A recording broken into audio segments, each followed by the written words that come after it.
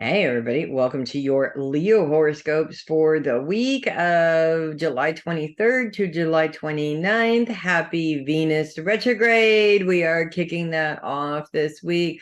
We are also kicking off the week with the sun bouncing on into your sign. So there is literally like a lot of stuff going on for you guys this week. In fact, honestly, you guys are like, I hate to say it, but kind of taking one for the team for a lot of other people, if that makes sense. Some of us are being roped into it, which is fine. But yeah, it's a lot for you guys to deal with. And the planets, the way that they're sort of lining up this week as all this is taking place does not help because of course we got some moon action, not in Leo. We had that last week, so we could get that out of the way. But in Scorpio, another fixed sign.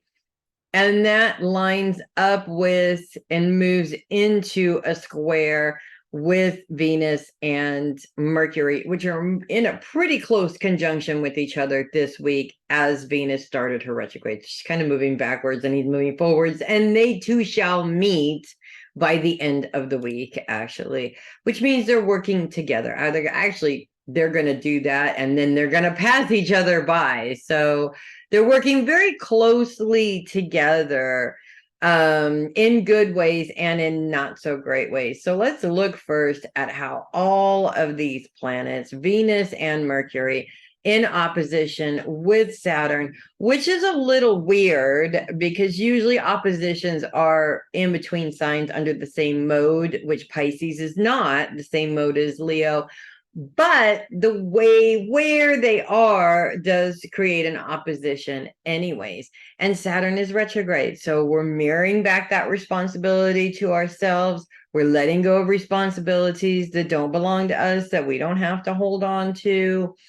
Venus's retrograde is all about mirroring your love issues back at yourself, which is a really tough thing to have to wrap your head around, or your heart around for that matter. And of course, Venus is Venus. It's all about communication and different things like that. So we're talking about an opposition, which is a direct tug of war. And Saturn, oddly enough, I'm chuckling, Connie, I'm just saying, Saturn, oddly enough, is placed in focused on the people you love. And of course, the other two planets are focused on the people that support you, which don't always line up with each other. So when you are in a situation like that, normally, this is just going to blow that situation up. It's just going to make it more complicated than it already is, which is unpleasant and not fun at all. Meanwhile, the sun, as it comes in, is coming in opposition with Pluto all week long. Pluto's focus is on the home and it's retrograde. So a lot of it has to do with not being able to make changes you would like to make or need to make, while the sun's focus is on career. I kind of look at this as we have this major challenge. And especially if you already have established family trauma, family problems, when everything blows up, what happens? You wind up just wanting to hide. I mean, fixed signs are hermits, okay? You wind up wanting to hide in your house and not see the world, but you got work to do. And you're putting your money at stake. And it just becomes this whole gigantic thing. So what do we do about this, right? Well, we can't, unfortunately, just wave a magic wand and make our family vanish. I so wish. Okay. I have a few that I would love to make vanish, let me tell you. But what we can do is we can look at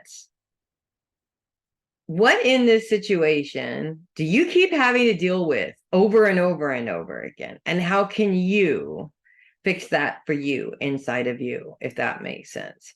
It takes you out of the why does this always happen and puts it more in a how can I prevent this from happening?